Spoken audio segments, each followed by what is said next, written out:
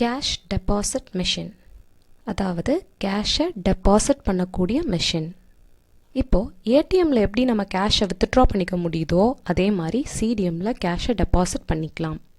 ஏன் இந்த டாப்பிக்கை நான் தனியாக கொடுத்துருக்கேன் அப்படின்னா, இந்த ATM, CDM, ECS, cheque, debit card, credit card, NEFT, RTGS, net banking, இதில் எல்லாத்துலேயும் நம்ம மணியை சென்ட் பண்ணாவோ இல்லை ரிசீவ் பண்ணாவோ இது எல்லாம் பேங்க் அக்கௌண்ட் அப்படிங்கிற ஒரு கேட்டகரியில் தான் வரும்னு சொல்லி நினச்சிட்ருக்கோம். ஆனால் இந்த செக்கும் இந்த கேஷ் டெபாசிட் மெஷினில் பண்ணக்கூடிய சில டிரான்சாக்ஷன் மட்டும் நம்மளுக்கு டிஃபர் ஆகும். அதாவது பேங்க் அக்கௌண்ட் இல்லாமல் கேஷ் அக்கௌண்ட்டுக்குள்ளே வரும். அது ஏன் வருது, எதுக்கு வருதுன்னு சொல்லி இப்போ நம்ம பார்க்கலாம். இப்போது நம்மளோட பிஸ்னஸ் கேஷை சிடிஎம் மூலமாக நம்மளோட பேங்க் அக்கௌண்ட்டுக்கு அனுப்புது. நம்ம பிஸ்னஸ்லேருந்து கேஷ் தான் வெளியே போயிருக்கு. அப்போ ஒன்று கேஷ் அக்கௌண்ட். அந்த கேஷ் சிடிஎம் மூலமாக ப்ராசஸ் பண்ணப்பட்டு நம்மளோட பேங்க் அக்கௌண்ட்டில் ஆட் ஆகுது. அதனால் நம்மளோட பேங்க் அக்கௌண்ட்டுக்குள்ளே காசு வருது.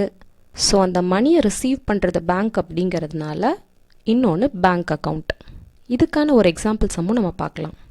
இன்னொரு கேட்டகரி என்ன அப்படின்னா, நம்மளோட பிஸ்னஸ் கேஷை சிடிஎம் மூலமாக நம்மளோட சப்ளையரோட அக்கௌண்ட்டுக்கும் அனுப்ப முடியும். அதாவது சப்ளையரோட பேங்க் அக்கௌண்ட்டுக்கும் அனுப்ப முடியும். பிஸ்னஸ்லேருந்து கேஷு தான் வெளியே போகுது. அப்போ ஒன்று கேஷ் அக்கௌண்ட்டு தான். சிடிஎம் மூலமாக ப்ராசஸ் பண்ணி சப்ளையரோட பேங்க் அக்கௌண்ட்டுக்கு போகுது. அவங்களோட பேங்க் அக்கௌண்ட்டுக்கு போதான் நம்ம பார்க்க வேண்டியதில்லை. அவருக்கு நான் காசு கொடுத்துட்டேன், என் கடன் அடைஞ்சிருச்சுன்னு மட்டும் நான் பார்த்தா போதும். ஸோ இன்னொன்று அந்த பர்டிகுலர் சப்ளையர் நேம். இந்த ரெண்டு டவுட்டையும் கிளாரிஃபை பண்ணுறதுக்கு தான் நான் இப்போ இந்த ஜேர்னல் என்ட்ரி வச்சு சொல்லியிருக்கேன். Cash deposited into bank through CDM. இப்போது நம்மளோட பிஸ்னஸில் இருக்கக்கூடிய கேஷு நம்மளோட பேங்க் அக்கௌண்ட்டுக்கு அனுப்பணும் அப்படின்னா என்ன ஜேர்னல் என்ட்ரி போடுவோம்னு சொல்லி பார்க்கலாம். இங்கே கொடுத்துருக்க பிக்சரை ஒரு டைம் பார்த்துக்கோங்க. பிஸ்னஸ்லேருந்து கேஷு போகுது. சிடிஎம்மில் கொடுத்தோன்னா நம்மளோட அக்கௌண்ட் நம்பர்லாம் கொடுத்தோன்னா நம்மளோட பேங்க் அக்கௌண்ட்டுக்கு அது ரீச் ஆயிரும் அந்த மணி. இப்போ டிரான்சாக்ஷனை பாருங்கள். Cash deposited into bank through CDM. First business point of வியூவில் பாருங்கள். பிஸ்னஸை விட்டு என்ன போகுது? Cash deposited into bank. அப்போ ஒன்று கேஷ் அக்கௌண்ட், இன்னொன்று பேங்க் அக்கௌண்ட். நெக்ஸ்ட்டு கிளாஸிஃபை பண்ணதில் கேஷ் அப்படிங்கிறது ரியல் அக்கௌண்ட்டு நம்மளுக்கு தெரியும். ரூல் படி பிஸ்னஸை விட்டு கேஷ் தான் வெளியே போயிருக்கு. அதனால் credit what goes out. Because பிஸ்னஸ்லேருந்து கேஷை எடுத்துகிட்டு போய் சிடிஎம்குள்ளே இன்சர்ட் பண்ணி நம்மளோட அக்கௌண்ட் நம்பர்லாம் போட்டு அனுப்புகிறோம். ஸோ பிஸ்னஸை விட்டு என்ன தான் வெளியே போயிருக்கு? கேஷ் தான் வெளியே போயிருக்கு. So credit what goes out. அதனால் கிரெடிட் சைடில் டூ கேஷ் அக்கௌண்ட்டுன்னு போடணும். நெக்ஸ்ட்டு இன்னொன்று பேங்க் அக்கௌண்ட். பேங்க்னால் நம்மளுக்கு பர்சனல் அக்கௌண்ட்டுன்னு தெரியும். இப்போது நம்மளோட பிஸ்னஸ் கேஷை சிடிஎம் மூலமாக அனுப்பிடுச்சு. ஸோ அப்போ அந்த மெஷினில் கேஷை நம்ம கொடுத்தாச்சு, அக்கௌண்ட் நம்பரை கொடுத்தாச்சு, எல்லா ப்ராசஸும் பண்ணிட்டோம். இப்போது அந்த அமௌண்ட்டை யார் எடுத்துக்குவா? நம்மளோட பேங்க். அப்போ இந்த மணியை ரிசீவ் பண்ணுறதுனால, நம்மளோட அக்கௌண்ட்டுக்குள்ளே அந்த மணியை ரிசீவ் பண்ணுறதுனால டெபிட் த ரிசீவர். அப்போ bank account debit. So bank account debit to cash account. Cash deposited to mister B through CDM. CDM மூலமாக கேஷை கொடுத்துருக்கோம். சிடிஎம் மூலமாக கேஷை சென்ட் பண்ணியிருக்க. ஓகே, இதை பார்த்தோன்னே பேங்க் அக்கௌண்ட்டுன்னு முடிவு பண்ணிடக்கூடாது. கேஷ் டெபாசிட்டட் ஒன்று கேஷ் அக்கௌண்ட், இன்னொன்று மிஸ்டர் பி அக்கௌண்ட்டுன்னு தான் போடணும். பேங்க் அக்கௌண்ட்டுன்னு போட்டுற வேண்டாம். அது அவரோட பேங்க் அக்கௌண்ட்டுக்கு போயிடுச்சா, அவர் அந்த நாளே வித்ட்ரா பண்ணிட்டாரா, இல்லை யாருக்காச்சும் அனுப்பிட்டாரா, நம்மளுக்கு அது தேவையில்லை. நம்ம போடுற அக்கௌண்ட்ஸை நம்மளோட பிஸ்னஸை பேஸ் பண்ணி தான் போடுறோம். ஸோ நம்ம என்ன பண்ணிகிட்ருக்கோங்கிறத மட்டும் ரெக்கார்ட் பண்ணால் போதும். அவர் கொடுக்க வேண்டியது இருக்கா, கொடுத்தாச்சு, அவ்வளோதான். அந்த லைபிலிட்டி குறைஞ்சா நம்மளுக்கு போதும். ஸோ அந்த பர்சன் நேம், அந்த சப்ளையர் நேம் மட்டும் தான் நம்ம இங்கே எழுதணும், மிஸ்டர் பி. நெக்ஸ்ட்டு இதை கிளாஸிஃபை பண்ணணும். கேஷுங்கிறது ரியல் அக்கௌண்ட். இப்போ இங்கே கேஷ் வெளியே போகுது. ஏன்னா சிடிஎம் மூலமாக தான் அவருக்கு நமக்கு அனுப்புகிறோம். அதனால் நம்ம பேங்க் அக்கௌண்ட்டுன்னு போட்டுறக்கூடாது. சிடிஎம் அப்படின்னா என்னது? Cash deposit machine. கேஷை தான் டெபாசிட் பண்ணி அனுப்புகிறோம். ஸோ நம்ம பிஸ்னஸ்லேருந்து கேஷ் தான் வெளியே போகுது. இந்த இடத்துல தான் நீங்கள் தப்பு பண்ணிடுவீங்கன்னு நான் சொன்னது. ஸோ இப்போ கேஷ் தான் வெளியே போகுது. ஸோ கேஷ் அக்கௌண்ட்டு தான் கிரெடிட் பண்ணணும். அடுத்தது மிஸ்டர் பி. ஸோ இவர் பர்சன் அப்படிங்கிறதுனால பர்சனல் அக்கௌண்ட்டுக்கு கீழே வருவாங்க. ஸோ நம்ம அனுப்புகிற காசை அவரோட பேங்க் மூலமாக அவர் ரிசீவ் பண்ணிட்டார். அவரோட பேங்க் மூலமாக ரிசீவ் பண்ணாரா இல்லை போய் அதை எடுத்தாராங்கிறது தேவையில்லை, நான் முன்னாடியே சொன்னேன். ஸோ அந்த மணி ஆக மொத்தத்தில் ரிசீவ் பண்ணுறாங்க. அவரோட அக்கௌண்ட்டாக இருந்தா என்ன, அவராக இருந்தா ஆக மொத்தத்தில் மணியை அவங்க ரிசீவ் பண்ணிட்டாங்க. So debit the receiver. Mister B account debit to cash account. Next outsider deposited through CDM. இப்போது கஸ்டமர் இருக்காங்கன்னு வச்சுக்கோங்க, அவங்களோட மணியை சிடிஎம் மூலமாக நம்மளோட பேங்க் அக்கௌண்ட்டுக்கு அனுப்புகிறாங்க.